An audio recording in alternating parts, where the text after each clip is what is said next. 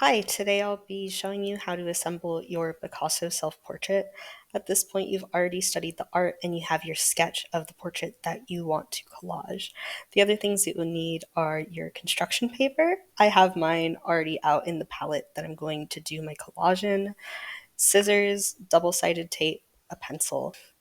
This is an example of the end result that we're looking to achieve. Today we'll be using our sketches as templates, so we'll be cutting them out from the paper that they're already on.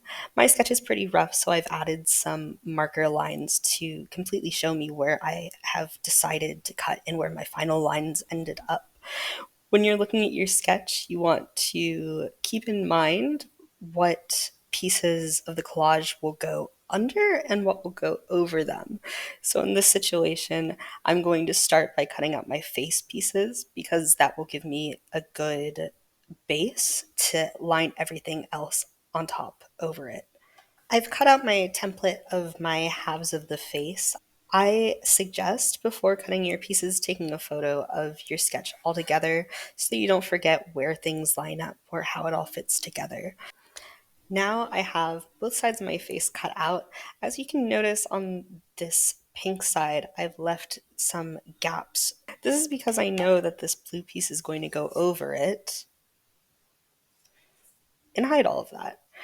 You want to layer your pieces like this when you know you can in order to try and reduce any white spots from the paper backing behind it.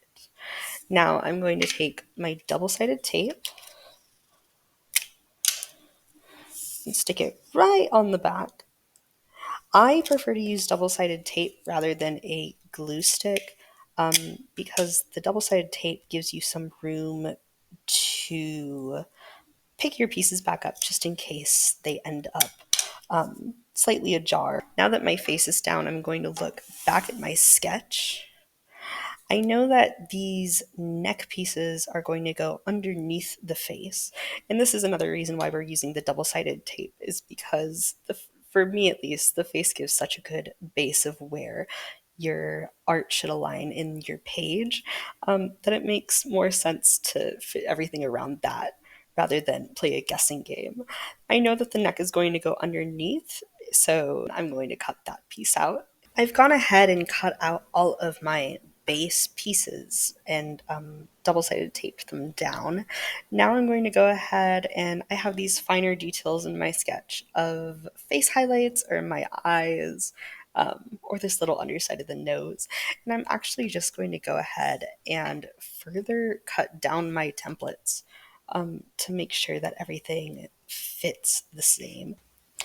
Now that we have all of our details and everything taped down to the base, we can go ahead and take our black pen or our Sharpie or our marker. And in Picasso's work, he has a lot of bold black lines. So you can go ahead and use your pen to start tracing those out on just on the edges of where your pieces meet. Now that I have my lines down, I'm going to go ahead and go in with some colored pencil and do just a few more of the details. And now that I've added my colored pencil marks and my pen marks, my portrait is done and it's ready to be cut off from this page and glued down onto a Picasso-inspired background.